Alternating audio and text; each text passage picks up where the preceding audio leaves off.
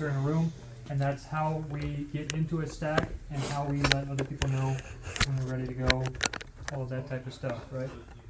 So there's a couple different ways to hold your weapon in a stack. I have my preferred way, however, I don't care, just get good at what you do, right? There's the low ready, which is here.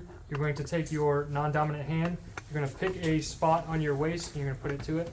I like to take the buttstock and actually put it to my cheek, so in the dark I know where my rifle is at all times, and I can hear, right? So if your rifle's just kind of floating out here, if you're not used to it yet, you can it becomes a problem on where your rifle is, how you're presenting it, stuff like that. So the reason we do this is so even if I'm walking around people, it doesn't matter how close we are, right? I'm not flagging them, and I know where my muzzle is at all times. This is especially important in this environment because even though we have a safety and we're supposed to be keeping our finger off the trigger, stuff happens. And what happens when you get jump scared? What does your body physically do? Your hands tense up, right? Your whole body tenses up, but more specifically your hands. And if you're just ate up like a soup sandwich, right, and your weapon's off the safety and you have your finger on the trigger, bam, my hand tenses up, round goes off. This is also important when going into a room, because if there's somebody in that room, everybody immediately, especially if you do this for a living, wants to get into the fight, and you'll start to bring your rifle up, safety off, and you'll shoot somebody in the back of the leg. I don't prefer this one, mostly because it's slower to present, and also you run a much larger flagging risk on somebody else. So what I prefer is muzzle up right here. A lot of people don't like this because they think you can flag your buddy in the head. That only happens if you're trying to cheat the system here. Where you're actually supposed to be, take your optic, pick a point on your shoulder, and put it to it, straight up and down. It does not matter where the man in front of you is, how tall he is. Oh, Aaron's not in here yet. Aaron's like 6'8", so he's really good to demonstrate this on, but he's more like 6'7". You're the tallest guy here. Right, even with a tall person here, there is no way that I'm flagging them because my rifle is straight up and down. This is my preferred method. Some places, and especially live fire shoot houses, won't let you do that because there is a catwalk up above and instructors are walking above you and they don't like to be flagged.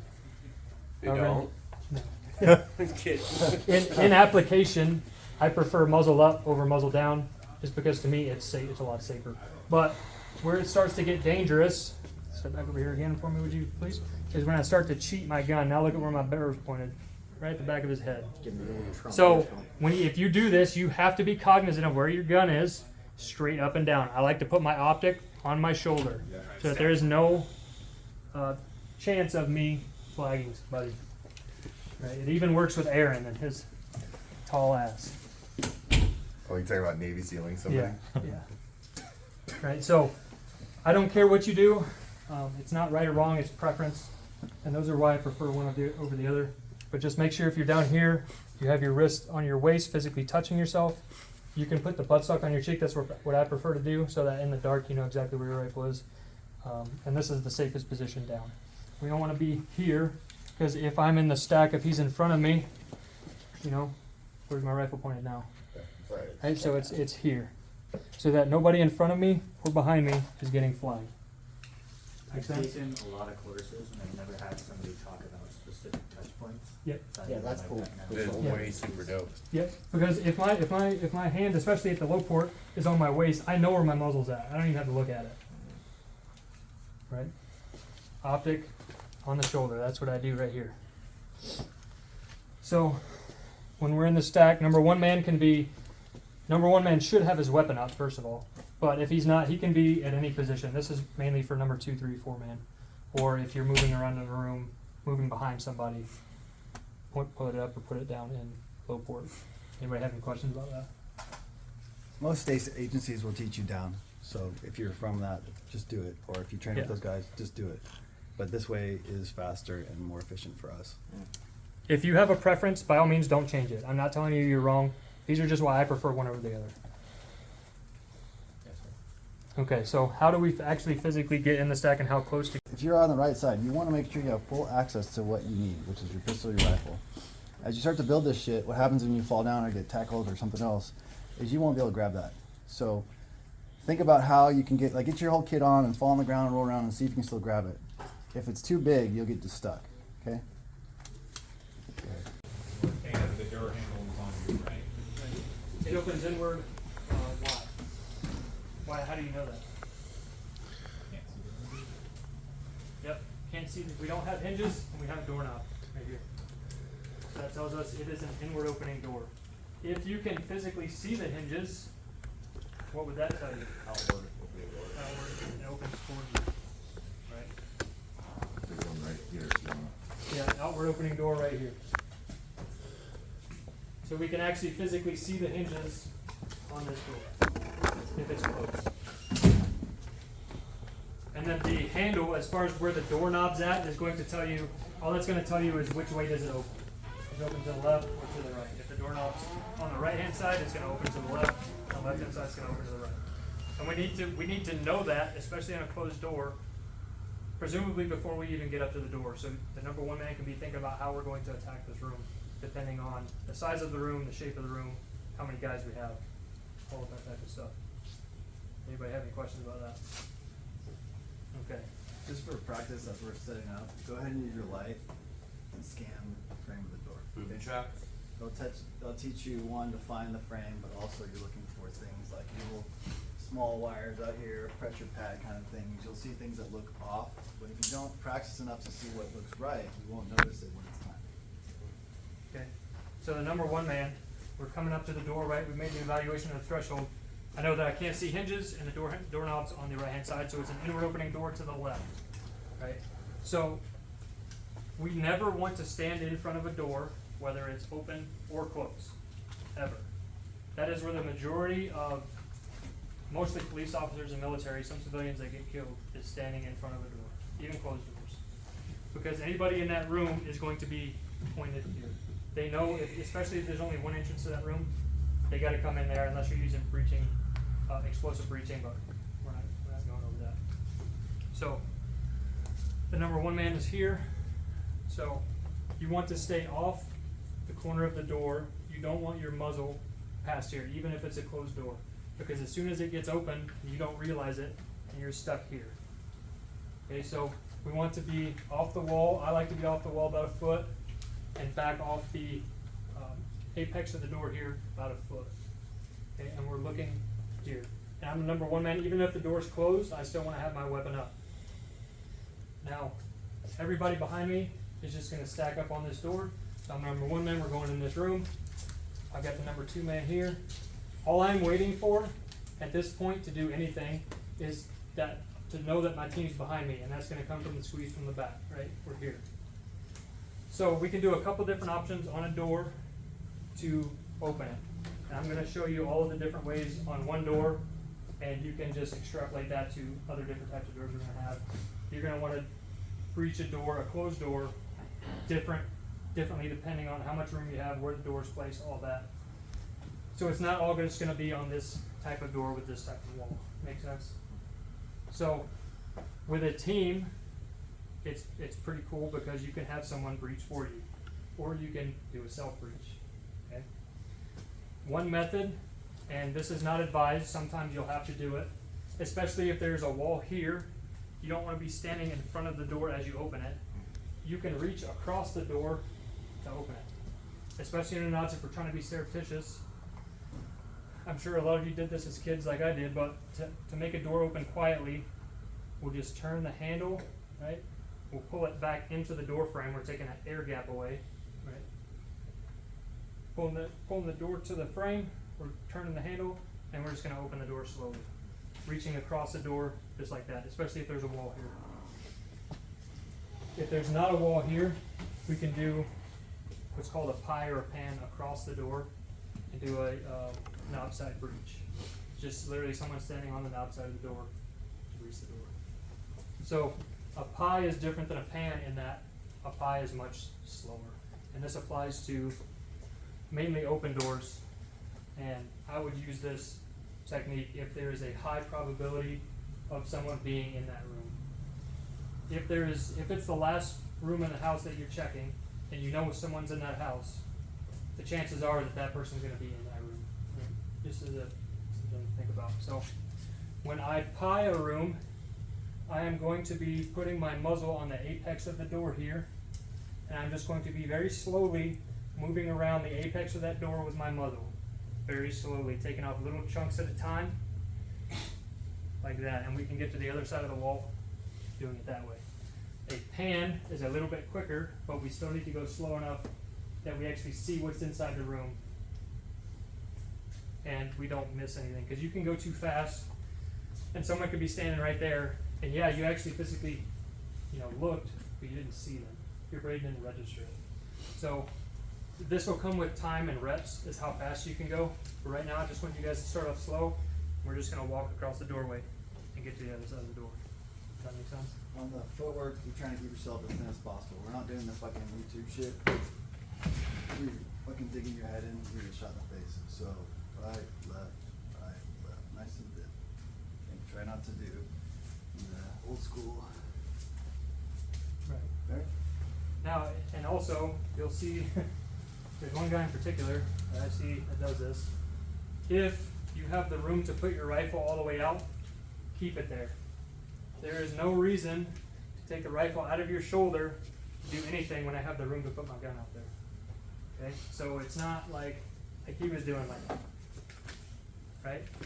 It's not, none of that. That looks, it might look cool, kinda, but it's stupid. I know you're talking. So, if you have the room, keep the rifle, keep the gun in your shoulder. He's famous. Okay. And your rifle's up here. What are those follow-up shots gonna look like? Terrible. You might be able to make one good shot, but I want to have the rifle in my shoulder, okay? Here. And that's a pie and a pan. And we're gonna work on all these in the dark. We're just demonstrating in the light right now so you guys can have kind of a sense of what you're doing. If you have space, use it. So if we have a bigger hallway, take all of that hallway because you have more visibility. Don't stay up super close to the fucking frame if you don't need to. Yep. CQB is a game of angles. The farther I get away from the apex of this door, the more I can see into the room with exposing less of my body. What are some cues you would use to tell you whether you want pie or versus pan? It's just like, to me, it's likelihoods of threat.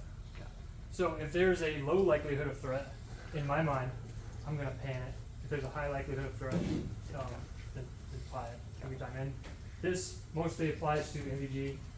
During the daytime when people can see you, you just wanna be fast. Fast and very violent. Yeah, it's in a violence of action, Yep. and deliberate while you're doing it. So most of this stuff we're talking about, pieing, panning, any of that, we're talking about under night vision.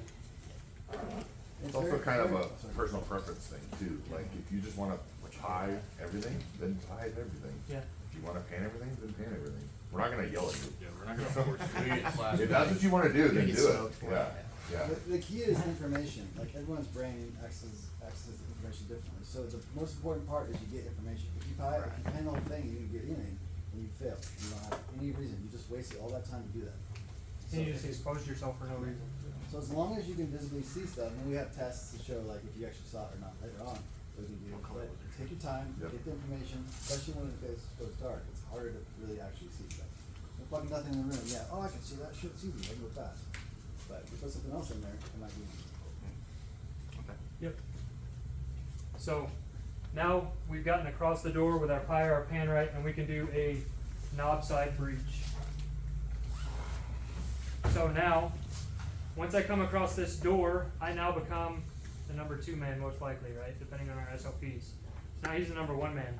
So I'm actually physically going to be his breacher, and he has his gun up for what we call the first look into the room.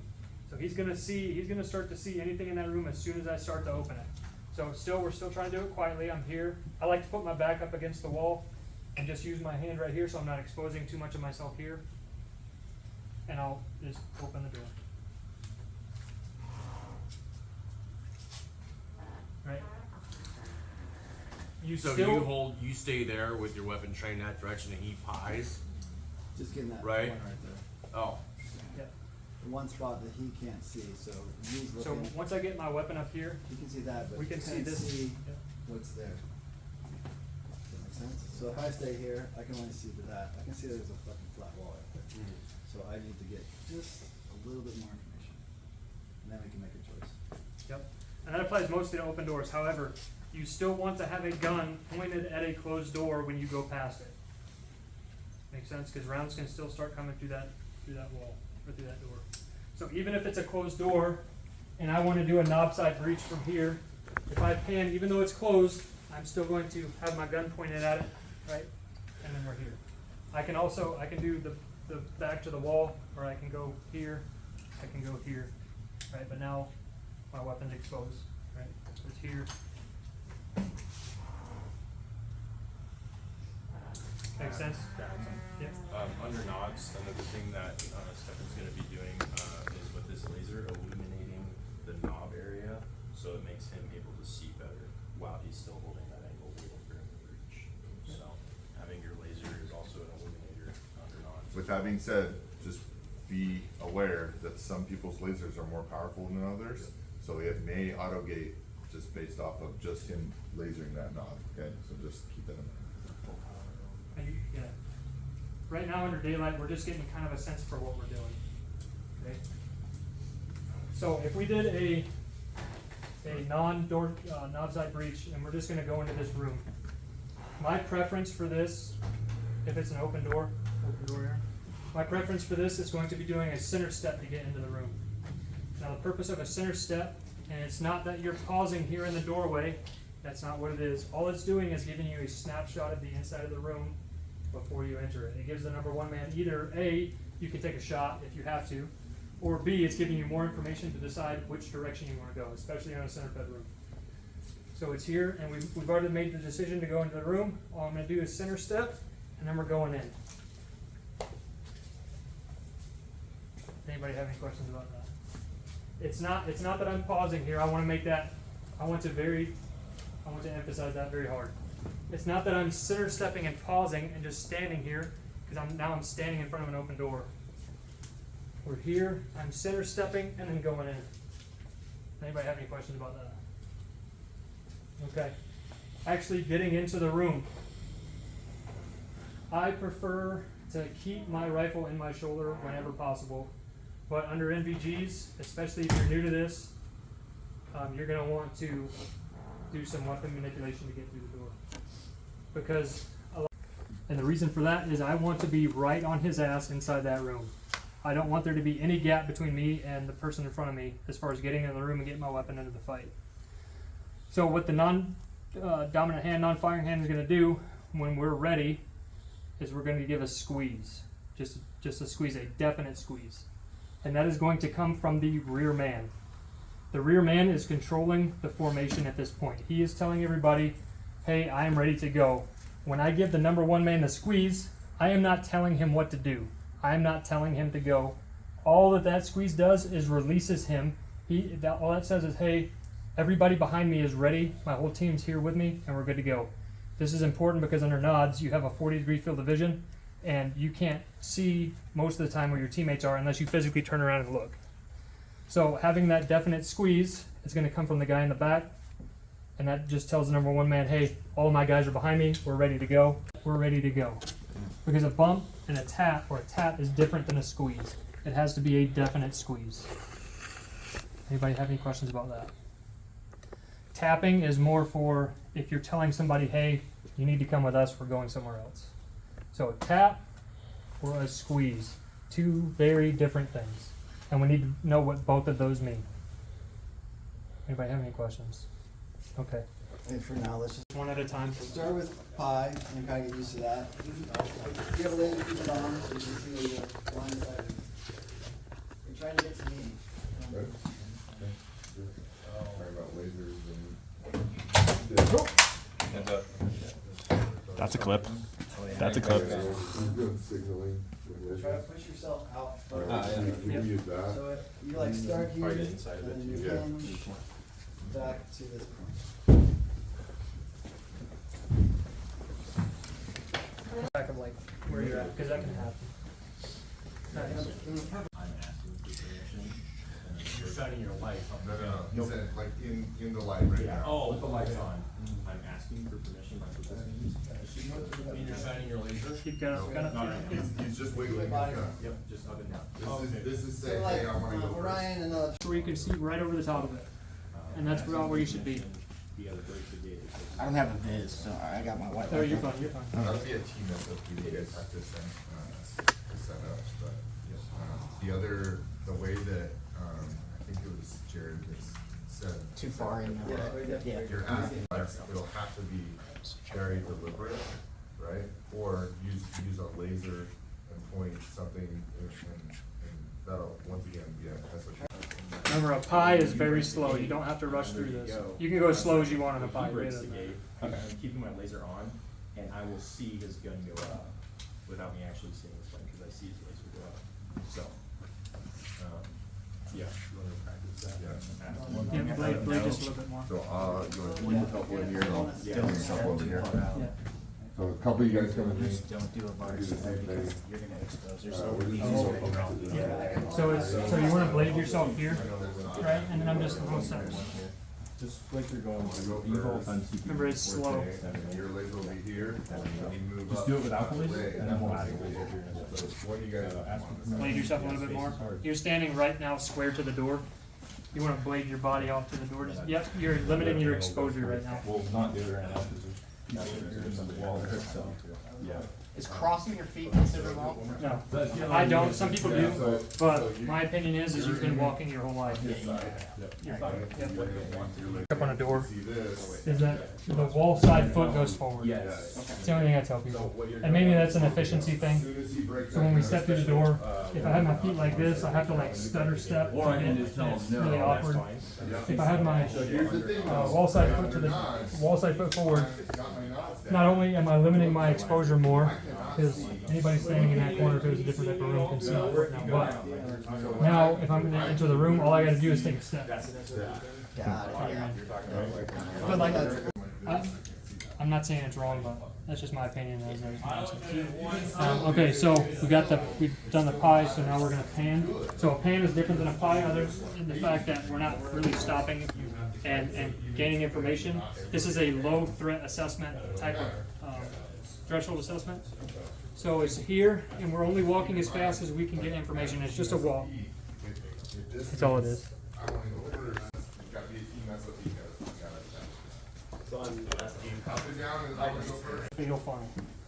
You want to get out of here. This should give you, if you spend more time in here than you need, it should give you the You can't heat. call it off. Just like a hallway. you switch shoulders. So we'll go ahead and get in our stack, and we already know this is a corner fed room, so we're just going to practice entering, and we're going to switch positions as we do it. 1, 2, 3, 4, 5, and I guess we got 5. There you go. Now, that squeeze.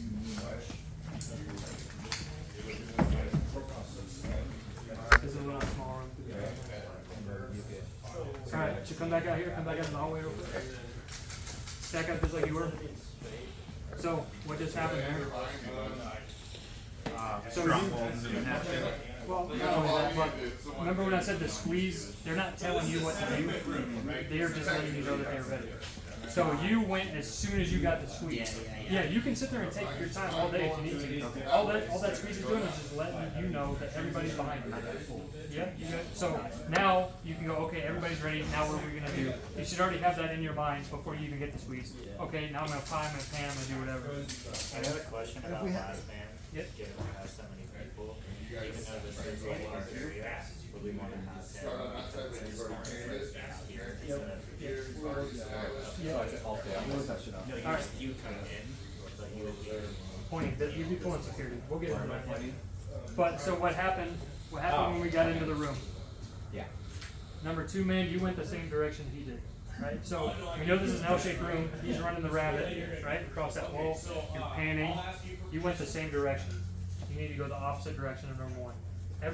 You're going the opposite direction of the person in front of you. I know this is a small room, so we're gonna have to kind of get tight in there, right? But, let's just get the reps in, right, real The slow. first two have to push the extremes, okay? So if you're the first and you see you're able to float all the way as far as you can, then you should go that way, and there should still be enough room. Bring your gun down, Sky. then as soon as he has lost, he got me. For now, just use, once he gives you the squeeze, use your light, okay, and that'll give them a timing.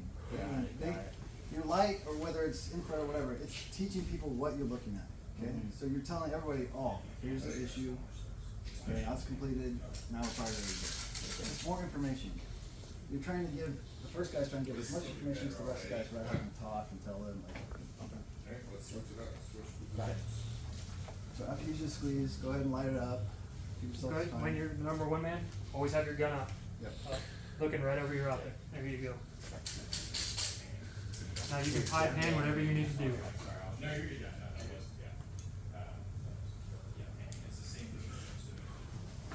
Push. There it is. There it is. Push. There you go. Wait. Hold on. Stay there. Remember, like I Get it said, right. That's about all I got. Get it right. It's all the way over there. We get to our spot, if they bunch up, they can. like they've already, And you want it, cause it's 5, you want me watching. yep, you're watching rear, so you're going to put yourself in a position where you Yeah, I can guess see I can see more in the room, or. over here, so back here. So I would be like right here, Okay. and I would be here, so that I can cover this whole door. And since we have so many people, right, and there's not a whole lot of work to see your teammates got something covered, you need to be looking for another spot that somebody else isn't covering to get an angle on it. And that's what we look for workmanship. Sometimes there's just gonna be no work for one guy or two guys to do, right? So at that point, your gun's up, you go stack back up on the door, whatever you need to do. But if there's no work to be done, don't point your gun just to point your gun, either up, right, or down. Your weapon is different information also, okay? So like, There's nothing to do there. nothing new. It's like, okay, I'm ready to go. Versus like, holy shit, there's something right there, guys. Don't go anywhere further. If there is no work, you're looking at a wall, you're looking at whatever. By breaking it down and all that. one guy yells, door Stay strong. what I'm gonna do is. Alright, so you need to be back up from the door enough where you can actually point your gun. There you go. Without exposing, putting your barrel inside of the Get that elbow in too. So not only is that, hold on, not only is that a rifle fundamental, shooting a rifle right, getting your elbow in, but if you come through a door with your elbow out, right, you're just gonna hit you're likely to hit the door frame. So, elbows in. Yeah, old Marines, they would do this shit, so. Alright, go ahead, on you.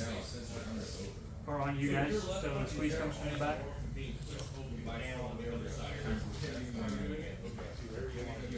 That's fine, push. There you go.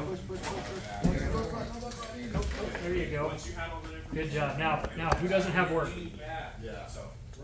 I guess, does that door exist?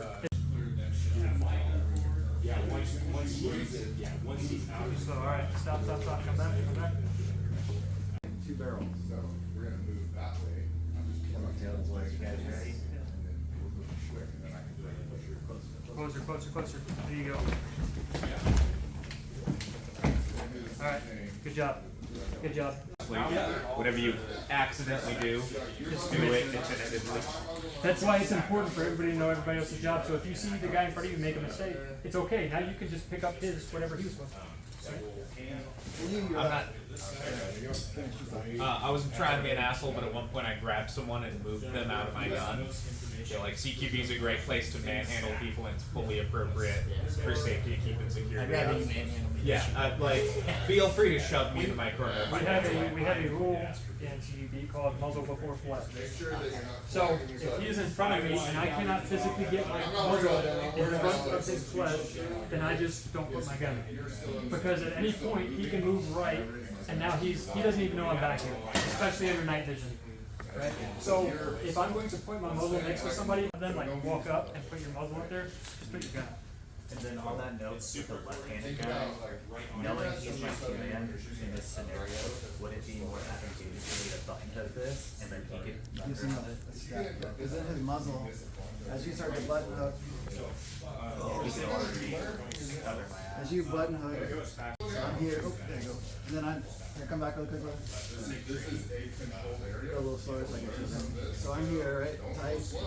As he buttons hooks, my weapon can go right, keep going. There. So if we have a left-handed guy, So, and I'm sure that'd be solved or done with your team getting used to it. I was worried about just flat and straight. Yeah. Tight quarters, you really gotta pay attention to where your muzzle's at. The thing too is, like, if you look on half have you done one man yet? Alright, let's swap No. positions. Okay. I'm done. So go ahead and get back off the door far enough where you can get your gun all the way out without exposing your muzzle.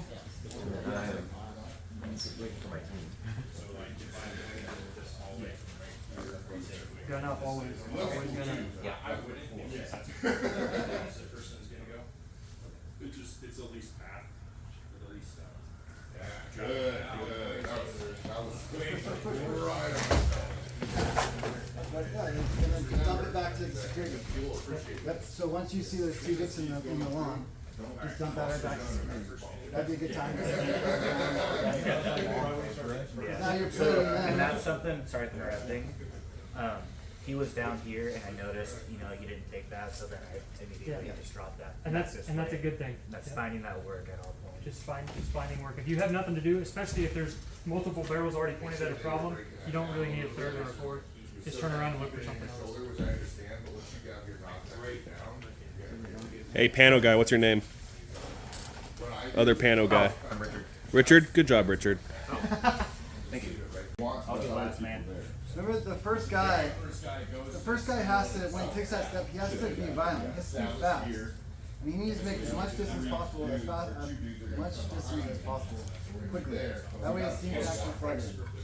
someone plugs hole, dude, solid. Ready?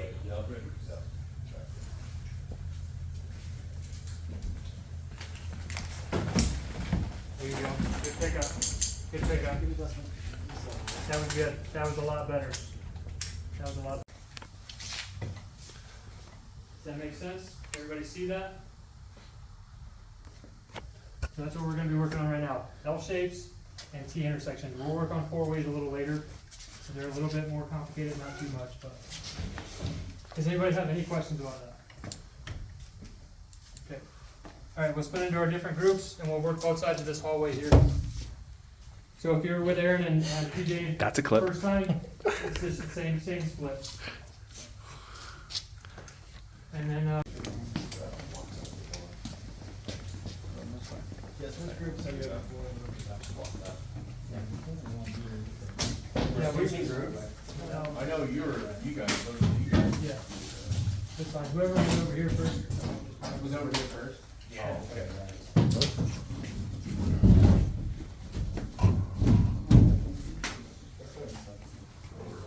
So if you're on our team, yep, let's go ahead and stack up in the hall. And you know he's good, right? So now you're actually reaching up to the number 1 guy, giving him the squeeze, and then you'll all start to move together.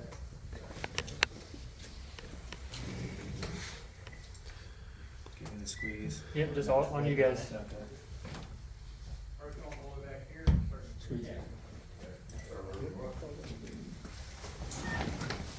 There you go. This doesn't exist. You just, That yep, doesn't exist. that doesn't exist. That's it, right there.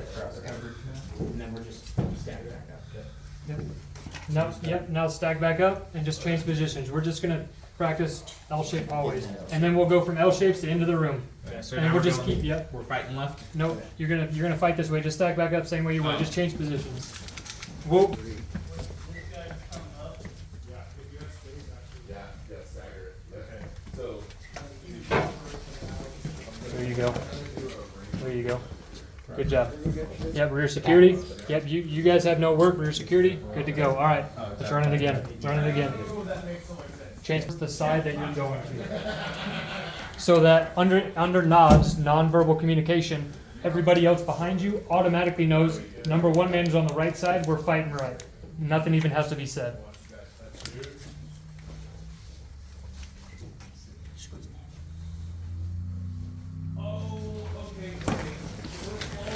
There you go. All right, remember, you need to stop short of that door. Well, I know it's not a door right now, but just have in your mind, you still got to stop short enough to where you're not putting your whole gun in front of the door. So you control the pace of the formation.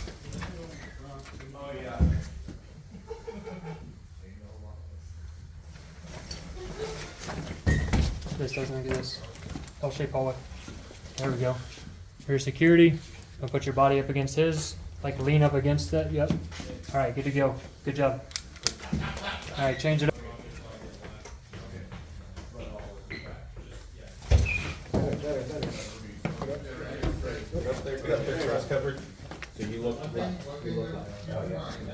There you go. All right, good to go. I'm looking this way, right?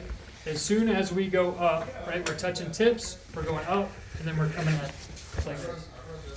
Does that make sense? And that can work for, that doesn't just work for hallways or blocking positions. It also works for dead space.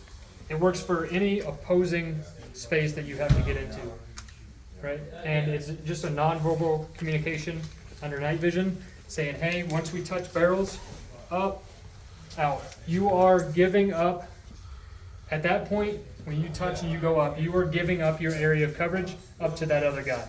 That's what that means. So he's giving up his area to me, I'm giving up my area to him. So we have to actually physically cover that area. Anybody have any questions about that?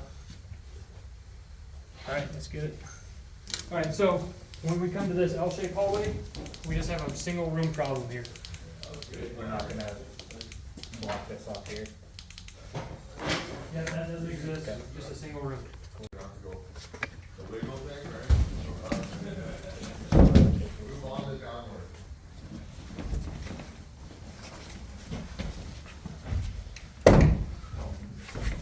There you go, 1,000, 2,015 in the room, right?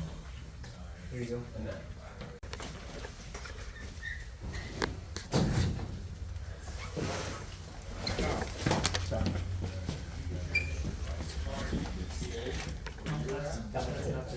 So yeah, you're still good.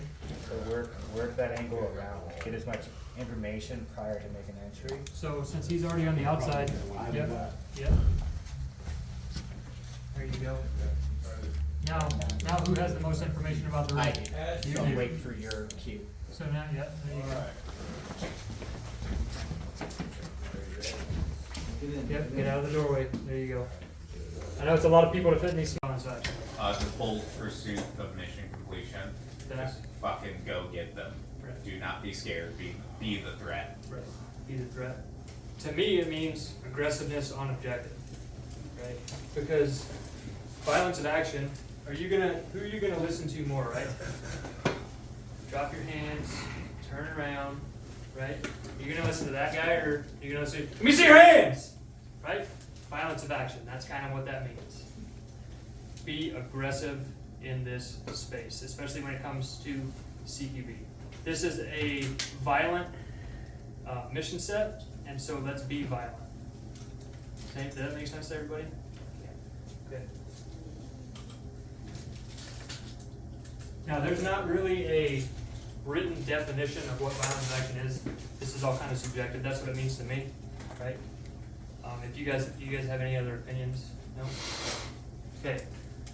So, especially under NVGs, we are going to take security pretty seriously because we can go a little bit slower under the cover of darkness. That's what we have on our side versus daylight where everybody can see everybody.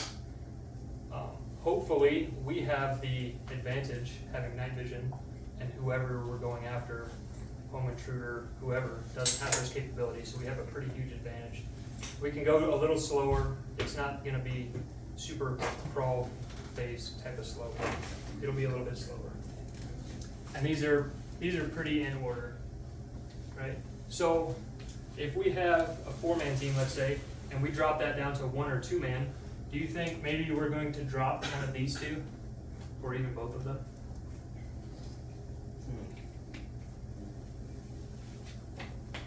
I'd say we would, right? Because security requires a lot of people, especially when we get in the shoot house and you guys see all the different angles that we have to work with and how you can be seen from even 2-3 rooms away just off of one angle. So would giving up safety in that scenario mean less? What would that look like? So we'll go to the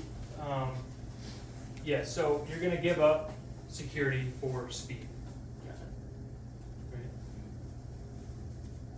So with Especially the less amount of people you have. The more amount of people you have, you can still be very fast and very aggressive, but you might move a little bit slower just because if you have 12 people in a house, how much room do you really have to move? Versus if you have 1 or 2 people, your security is now gone by the wayside and you have to move fast through the house. Speed is your security. So would you say as you give up one of those principles, you whatever's Yeah. down lower? Yep. And the more people you have, obviously the more safety security that you're going to have. We're going to be working mainly 3 and 4-man teams today, so we can still pull security. 2-man and 1-man, it's very hard to pull security. You just get in the room, you do what needs to be done, and you just move through the house. If that makes sense there, Glenn? Yeah, we're focusing just on under 4s. Okay, so a lot of stuff you guys have taught, even from the military, they taught us, like, you know, you have the security elements always. And so it's very hard for our brains to be like, wait, there's a different way? But just watch and see, and you'll see the difference in why we do it. In CQB, we have what's known as priorities of work. Work being things that need to happen, things that the team or an individual needs to do to complete the mission, right? And these are in order. So the first one is we have a known threat person. A known threat person is somebody with a gun in their hand or a knife in their hand, or somebody in your kid's room, even if they don't have a gun, right? You don't know them, they're in your house, they're a threat, no matter what, right? That is our first priority. Second priority is an unknown threat person. So if we're going, let's say, into somebody else's house and we see them, we bust the door down, we see them standing in the living room, they don't obviously have a weapon on them. We don't want to treat them as a non-threat because, as you guys know, you can produce a weapon very quickly. And that stuff can happen in a split second. So we treat them as an unknown threat person. They are going to be the number 2 priority in this space. Number 3 is going to be dead space, and when we talk about dead space as far as priority of work, we're talking about in a room. So if we're getting into a transient space where we're going into this transient space and getting into a room, is the dead space in that transient space really that important, or is the room more important? The room, right? When we're in a room and we're actually physically dominating that space, that's when dead space becomes the number 3 priority. So we want to clear and we'll get to this in our 5-step entry method, but we're clearing our corners, we're doing all that, we're checking our buddy, and then dead space is up there in priorities. The next priority, open doors. So if we're going through a house and we see, and we've got nothing else going on, but we see an open door, that is going to take priority over everything else, even closed doors. Now, would you guys consider a cracked door an open door? Yes. Why? You can see Slightly open. You can see through it, right? So even a door that's slightly ajar, I would consider that an open door, even if it's not wide open. Okay? And then next we have closed doors. Closed doors is last on the priority list because, and not that people can't shoot through them because they absolutely can, but you just can't see through them. You don't know where the team's at. We can actually bypass a closed door to get to an open door. I wouldn't bypass more than one at a time, right? So if we have 2 rooms right next to each other, bedrooms, we have a closed door, open door, we can bypass this room, get into the door or the room with an open door, and then we can come back out and hit the room with the closed door. That makes sense, everybody? Any questions about that? Okay, so we will be referencing this as we whiteboard some rooms here, but our 5-step entry method, this is also in order. So we have our threshold. Can anybody tell me what a threshold actually is? Change of space from one to another. Yep, change the space from one to another. It doesn't just have to be a doorway. It can be an archway. You guys ever seen big ass houses or in the living room that have an archway? That's still a threshold. That's separating one room from another. Still fun. Okay, so it's still a door, but it's not a traditional door like you just walk up to the handle and open it. Okay, so threshold is our number 1 priority in our 5-step entry method. And then we have our corner. So where is mine? Right, corners of the room. Here, here, here, and here. Why would those be more of a priority than, let's say, your teammate or your sector? You have to make sure those are clear before you can worry about them. If they aren't clear, Yep. buddy's dead before you can check them. Yep. So this is the second priority of work. Corners right here. The third priority is your buddy, right? So if we come in this room, right, and we're here, here, here, and here, you're actually going to look at your buddy, or sorry, you're going to look in your sector being your sector of fire, right?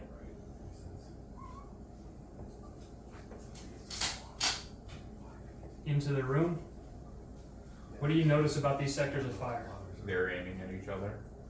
They're intersecting. Yeah, they do cover all of the they're overlapping. So we can have more than one gun covering one point of the room at the same time, right? Pretty important.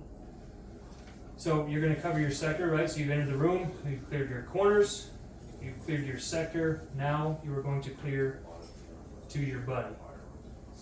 And all you're looking for is you're physically taking your gun and you're pointing it over to your buddy, but you're going to stay 1 meter or a rifle length off of your buddy so we don't flag it, right? So I get in the room, here in my sector, I look over to my buddy, make sure he's good. If we all put our rifles up, it means we have no more work. Now, if we have dead space in the room, right here, let's say we have a bed, and we need to look under that bed. If I look over to my buddy, I clear to my buddy, and he's got his gun held at this bed, what does that signal to us? Nonverbal signal. He's gonna go check it. He sees dead space. That, or he needs help, right? We don't want to check. It is not, it's not the best practice to check dead space by yourself. Sometimes you're going to have to just because there's no room. But if you can get 2 people on a dead space, right, you need to. So if we got the room, right, and I look around my buddy, he's holding under the bed. If he's just holding his rifle there, he's non-verbally telling somebody, whoever's looking at him, hey, I have dead space here, this is something we need to check, and I need help. So then whoever's doesn't have work at that point can go over and help him check that dead space. And when we're talking about night vision especially, if we're not loud yet, we need to use a whole bunch of nonverbal signals to communicate, because we don't want to Give away the give element of away surprise. element of surprise, give away our position. Right? So a lot of this is going to be nonverbal communication. Make sense? And then we clear our sector, we've looked to our buddy, the room's clear, we have no more work, right? And then you're just going to look for work. Is there anything that we missed in that room? Dead space or closets or whatever else is in that room, because we have to check the entirety of the room for people first before we leave that room. You can go back through the house once you've cleared it of threats and do sensitive site exploitation, stuff like that afterwards. So we're just looking for people at this point. Okay. Is there any questions about the 5-step entry method? And this goes for any type of room that you're going to encounter. It's the same thing. Threshold first, corner, sector, buddy, look for work. And this is not a slow pace. This happens very quickly. Now when we get in the shoot house, we're gonna get into the crawl phase where we're gonna go through the motion so you can see what it looks like, see what happens. But in reality, once we get in this room, all of this stuff happens very fast. We can, even if there's very complicated sets of dead space in a room, you can clear a room in 30 seconds. Makes sense? So it happens very quickly. Any questions about the priorities of work? No? Okay. So, got that out of the way. So we have, in general, we have 2 different types of rooms, right? We have a center-fed room, and we have a corner-fed room. The difference between a center-fed and a corner-fed is not just that the door is at the end of the room, but we have 2 opposing dead spaces, here and here. Just like that. So, if we're a team stacked up here, even if we do a pie or a pan across the door, these are still 2 areas of the room that we can't clear immediately from the threshold. That's what makes a center-fed room. So even if the door, right, was here, we still have dead space behind this door we gotta check. So that's still, we would still treat that as a center-fed room. Make sense? As opposed to a corner-fed room, this door can be on any corner, doesn't matter. But you can see a wall when you come up to the door here, and there is not enough space for somebody to hide in this corner. So we only have 1 dead space here. Does that make sense, everybody, between the corner-fed and the center-fed room? Okay. So, as far as entering the room, right, so we know the difference between the 2 now. James? Yep. Make sure you touch on the door check stuff. Yeah. Let's get one more to a little bit better here.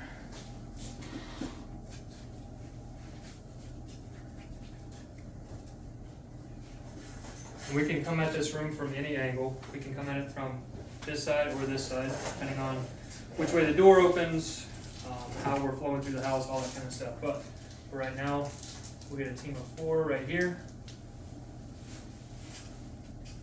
We got 1, 2, 3, and 4 man. Now, these aren't defined positions in the team. This is just where you're at in the moment. This is going to change as you flow through a house. You could be number 4 man to start off, and then you can very quickly become the number 1 man. So we all have to know each other's job, and that's what we're doing now. So the first thing we're going to do is check the threshold. Right? We're looking for anything out of the ordinary. Is the door cracked? Is there, especially under night vision where we can take our time a little bit more and go a little bit slower, we can check the threshold. Are there any tripwires? Is there anything that's going to get in our way? Is there something off about the door? Is it locked? Right? So that's where our number 1 priority in our 5-step entry method comes. We're checking our threshold. We're actually seeing what type of room this is, hopefully before we even stack up on the door, so we know what's going on. Okay? So we say the phrase, the number 1 man is never wrong. And now what does that mean? The number 1 man can be wrong in a lot of ways. However, in the shoot house is not the time to fight about that, right? So the number 1 man, what that phrase means is he can go either direction, but the corner is our second priority in the 5-step entry method, right? So we've assessed the threshold. We know that it's a center-fed room. We know that the door is unlocked, and we know that the door opens into the room.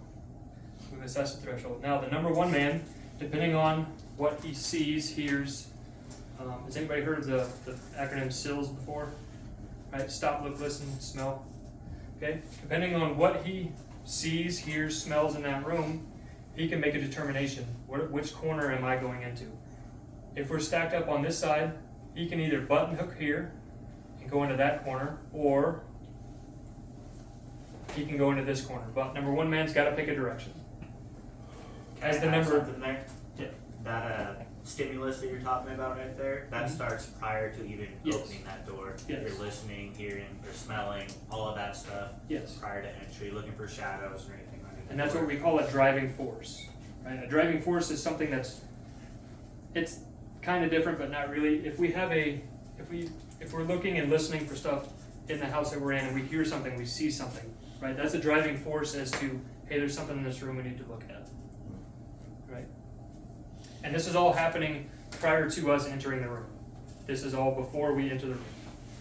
Now, once we decide to make entry into this room, there's a couple different things that we can do, especially because we're under night vision. We could take this a little bit slower. Presumably they don't have night vision and they can't see us.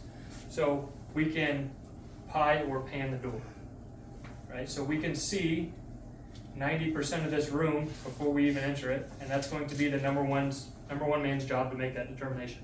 Whether we're just hitting the room right now or whether we're gonna pie or pan it. So panning or pieing is a little bit slower, but we're just taking little chunks of angles to see into this room before we actually get into it. So we can see the center of the room, and then all we have to do after that is corners. Make sense? Panning, and we'll show you this in the shoot house, panning is actually moving across the doorway at a pace where you can process information. Because you can move at a speed that's too fast, and there's gonna be something in the room that your brain just didn't pick up because you looked at it, but you didn't see it. Make sense? So once we make a determination what we're going to do, we pie or pan the room. The number 1 man picks a direction, right? He's going, let's say, into this corner here. Now he's here. The number 2 man, what does the number 2 man do? Goes the opposite direction, right? Whatever the corner the number 1 man didn't take, number 2 man is now going into this corner here. And it's the same thing, staggered, as we go back in the formation. So number 3 man is going to follow number 1. Number 4 is going to follow number 2. Right? If we have this space in the room, right, the number 1 man is going to end up in this corner. He's coming here, and he's moving out of the way so his teammates can get in. Same thing with the number 2 man, right? We're hitting here, we're clearing this corner, and then we're making space so our teammates can come in, depending on how big the room is, if there's any furniture in it, right? We could do something called strong walling, where we don't actually hit points of domination, which is what that is called. You are dominating your point. we can do a strong wall. So number 1 man and number 3 man end up here. Number 2 and 4 end up on this wall. And we still have our sectors, interlocking sectors of fire on the room. But instead of hitting our points of domination, which would be our far corners, we are literally making a strong wall on one wall. Does anybody have any questions about that? Okay, so 1 and 2 advance to the far corners. What are 3 and 4 covering so we don't flag our teammate? If I'm 3 and 4, what's my like first like priority, or just kind of? As the number 3 and 4 man, you're looking for work. You're looking center of the room. Okay, so just whatever they're shooting Your at. 1 and 2 are clearing corners. 3 and 4 are generally going to be picking up the center of the room. Okay. Yeah, Okay. even the strong wall, it's dictating based off the corners, that you can't go forward, right? Mm. Maybe there's a big fucking couch or some furniture that you can't see behind, Sure. so you're waiting for that wall to move forward. Okay. Versus there's spaces and those guys maybe decide to travel up, then it's gonna change your angle. Okay. Yep. And that's all going to be determined based on the size of the room, the shape of the room, if there's any furniture or anything in your way. Right? So that isn't something that we would have like said beforehand, like, hey, it's just gonna flow. Yep. So as the person in the stack, you just know where you're going based off where the guy in front of you goes. Yeah. That's it. You go the opposite way the guy in front of you. So if he stops in that corner and just holds it, then you know you're just gonna go right next to him. Okay. Yeah, I'll ever cover like more like the defensive side. What's that? ATF's coming to shoot your dog. Like they're doing this on me. What do you do? Hypothetically, in airsoft. Well, hypothetically, you'll be able to see that as we do reps in the room. What's the hardest thing to dominate? Yeah. Okay, great. Yeah. Plug them in the funnel and have a built-up position. Yeah, I mean, yeah. So all of You that. don't have a machine gun, but lots of ammo. All of that is based off of a center-fed room. Booby traps are a bitch. I have a question. Yep. So like, if you're running a 4-man stack, the 1 man does the pan, and during the pan he sees a threat, he shoots the threat. At that point in time, will he just say like, fuck it, and commit to the entry, and then everybody? Yeah. Okay. Yep. Because statistics and likelihoods tell us that is going to be one guy Right. Okay. and not multiple Because guys. you're not just gonna shoot somebody and then like wait, right? Like, Right, you're gonna- correct. okay, yeah. Yep. Now if we shoot somebody right here and we're making entry, we still need to check our corners. It Right. still needs to be a room entry, same as any other. Right. But yes, if he is in the middle of his pan here and he shoots somebody in the middle of the room, yes, we're just dumping into the room at that point. Okay. Now, being under night vision, if they don't know we're here yet, you're not making noise, and the person in the center of that room, let's say, doesn't have a gun or they're an unknown threat person, do we need to rush our entry? No. They don't know you're there. Still take your time. You know where they're at. Right. Yeah. In my hypothetical, like Yeah. it was somebody that you need to shoot. Yeah. Yep. Okay. If shots have gone off, yes, you need to get into the room. Right. Like violence of action isn't just, like a big SWAT dude, just running there. It's intelligence. It's making the decision, how quick to get in there, and then how to pause, how to slow down. Yes. Dictating for the rest of the group. At what And point? that comes through hours and hours and hours of rooms. Yeah. At what point do you bail on an entry? Like, number 1, smoked, like, fall back, or do you just like? power through That the really final depends on the mission set, right? Okay. So let's say that your daughter's being held hostage in that room, right? When are you gonna bail on that? We'll see at the pearly gates, right? You see what I mean? It's Yeah. all mission dependent. Okay. Yep. And equipment, if grenades are feasible and you have them, you might have to up the violence to go in. Okay. And this stuff, I think of it as like a switch, right? On and off as far as speed goes. So we can be real slow and methodical, turn on the switch, go real fast and violent, and then turn it back down. Okay. Right.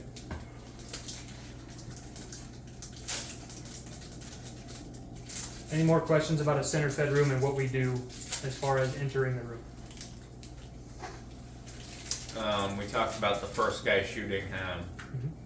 Follow-up guys, if he's still up or as people are entering, they're still gonna land a safety shot as they make it through the threshold, right? And then go on to their sector.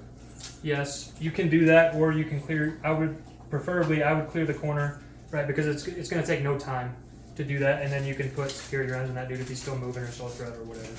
But yes, and your number 2 or your number 3 and 4 guys, man, are going to be in the room very quickly, and that's what their whole job is anyway, is center of the room. Because 1 and 2 men are taking corners. Any other questions?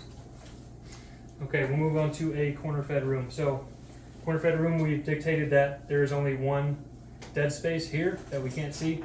We can clear 95% of this room from the outside of the threshold. There is two ways that we can do this in a stack. As the number one man, you had two options. We can dominate the corner here, and that would require a button hook into the room. I don't like that method. You can do it, but it's just slow. Or we can do something called running the rabbit. All running the rabbit is the number one man here is going to run along this wall. He can clear that as he enters the door, this corner here, right? And then before he even enters the room, he knows that corner is clear, so he can immediately pan over, clear this corner, and get into this corner as he's moving along that wall. Makes sense? And then the number two guy, we're still doing same kind of rudimentary, so number two guy is going to go the opposite way of number one. However, if the number one man's going to run the rabbit, number two man, right, needs to stop short of that corner because number one man's going to be pointing at it. And it's the same thing. Number three and number four, we're just going opposite the guy in front of you. And we're going to end up something like this. Right? Interlapping sectors of fire. Is there a reason why you wouldn't go to that deep far corner? This one? Did I miss that? Yeah, you don't need to. Okay. You can clear it. You know, if something's clear with your eyes, you don't need to actually go to it. Hey James, Mhm. as a good rule of thumb, how far should I be off the other guy so that we don't have? Yep, one meter or a rifle length. Yep. It's hard for me to process. A lot of people say 1 meter off your buddy, but it's hard for me to figure out what a meter is, right? So I know what a rifle length looks like, so I just go a rifle length off my buddy. So you're saying in a quarter fed room, it's a lot faster to do the rabbit run rather than having one person button hook and the other person just go to the other corner? Yep. Have you ran rabbit before? No. It's so fucking nice. Once you do it a few times, it's like, oh yeah, this is the best option 90% of the time. Yeah, it You looks can- like number one guy kind yeah. of clears the whole room. Yeah, almost. If But you had now, to clear a room on your own, then without grenades, that'd be the way to do it. now there is some things that might stop you, right? What if there's a bed right here? Right. Yeah. This is all determined on what you see at the threshold before you make entry in that room. That's where you're making this determination as far as the number one man on where you're going to go. If there's a bed here, you might just want a button hook and go around the bed. Yeah. But if that wall's cleared and you see nothing up, just run the rabbit. It's a lot faster, it's safer, and it's easier. Now, when I talk about safer, make no mistake that this CQB inside of a structure is the most dangerous thing that you can do in combat. Bar none, hands down, there is no question about it, right? So when I'm talking about being safer, let's say, and I'm just pulling these numbers out of my butt, this isn't statistics, right? Let's just say going into this room, if we're just gonna go, number one man goes into the middle of the room, and let's say he has a 100% of being shot in that room. By using these techniques, right, entering the room, clearing corners, panning, pieing, running the rabbit, we might get that percentage down to 50. By no means are you can do every single thing right down to the letter. You can practice this your entire life and still get shot. Make no mistake about it. So all the flashy stuff you see on the internet, it's flashy until you're getting shot at. Because how hard is it to miss? If I'm in this room pointing at that door and you guys come in, how hard is it for me to that door to miss somebody? It's pretty hard to miss, right? Not hard to hit somebody, even if I'm not looking down my sights. I can spray and pray and I'm likely going to hit something. And the bad guys usually don't have strict rules of engagement. Yep. And as good guys, right? Good guys, air quotes. Because I don't know you guys personally. However, we don't shoot at shapes and shadows. We just don't. We have to positively identify our target as a threat before we shoot. Bad guys generally will shoot at anything that moves, even in the dark. Doesn't matter. Any questions about that? I have one more. I'm so sorry. Yeah, you're good. About the rabbit run. Yep. So if you do the rabbit run, you actually have to run the wall, or can you just go to that corner and then just basically run the radius of the room to that corner again? No, you're just going to this corner and stop.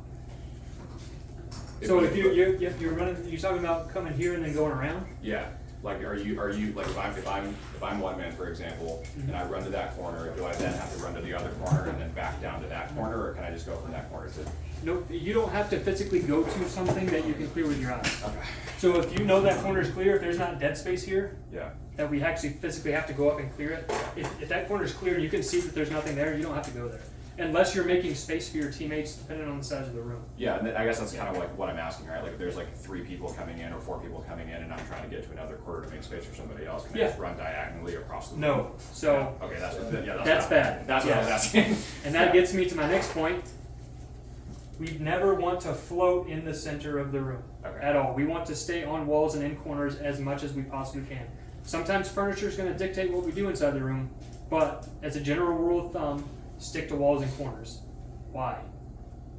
It's where bullets are. So you're not Yeah. running in front of each other's mouths. Right. A lot of rifles. If are there's covered. if there's a guy here, right, and the number 1 man picks this up, and the number 2 guy just floats in the center of the room, I have no shot now. Yeah.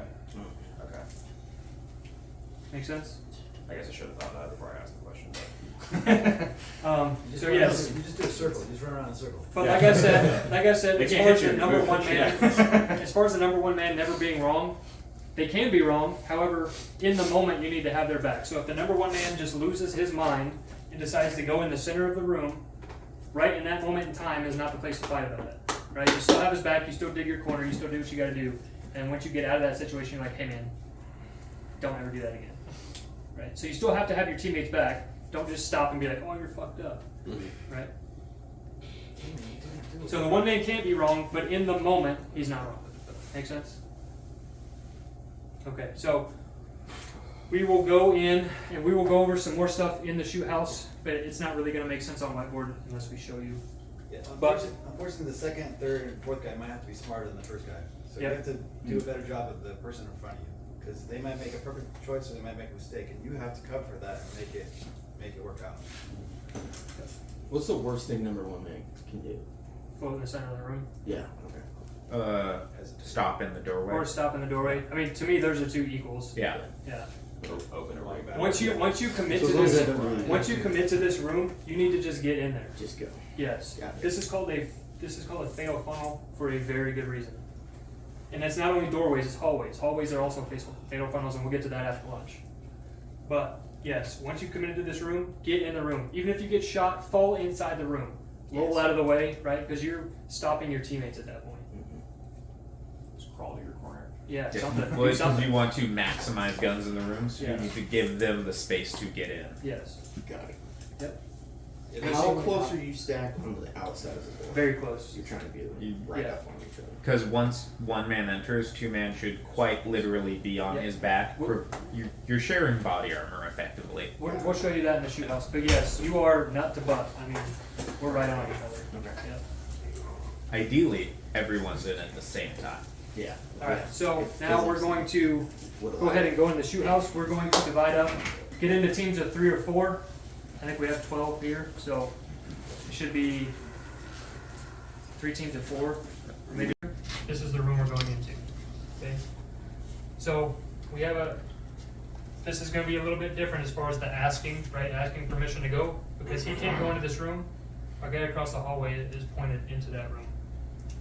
So what you're going to do once everything is set, right? You're going to look at each other, and we call it the rainbow dick touch, right? Your rifles are going to come. Your rifles are going to come together, and as soon as they hit, we're going to go into the room. And that doesn't really make sense right now. When you actually see it, it'll make a lot more sense. So that's your basic L-shaped hallway, and it depends on your SOP which way you're going to clear the house. But generally, whoever the team is stacked up behind, if you have 2 separate problems, that's the room you're going into. Make sense? Anybody have any questions about that? I guess, yeah, one question. So the stacked up team is going into the lower room, and your 4th man, how is he making entry into that? So, when these guys start to go into this room here, he is going to be in what we call a blocking position at this door.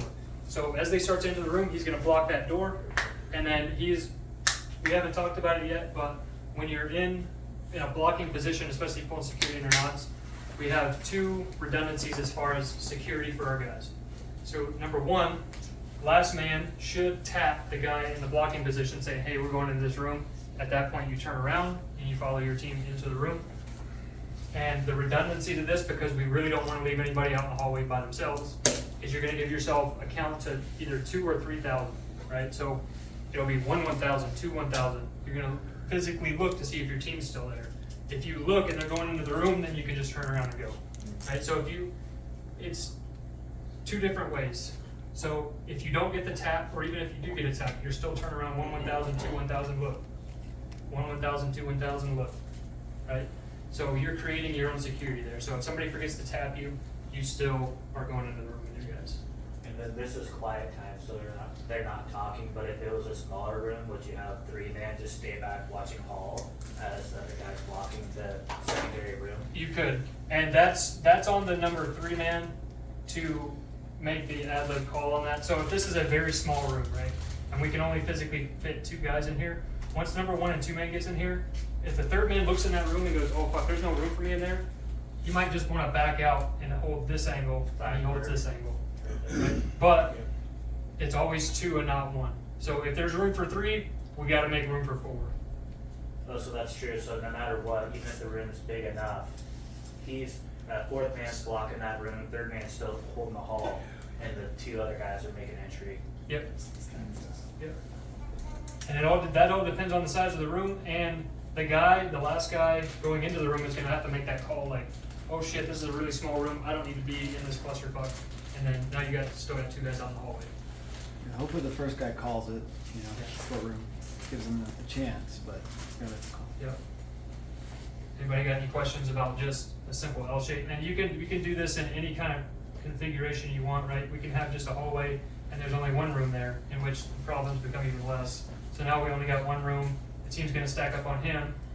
He's going to, as the team enters the room, he's going to be holding coverage down the hallway. And then everybody enters, he turns around, goes into the room. If it's only room for 2, then you're going to have 2 guys in the hallway holding the hallway. That makes sense? And then the sequence, if it is a large enough room, the first 2 guys go in, 3rd man's there, he taps 4, and then they make entry into the room as well. Yep. Okay. Any more questions about L shapes? Okay, so we went over kind of blocking positions, but those come into effect really heavy when we're talking about either T intersections or 4-way intersections. So if we have a T intersection here, right, we have our staggered column, or staggered stack here.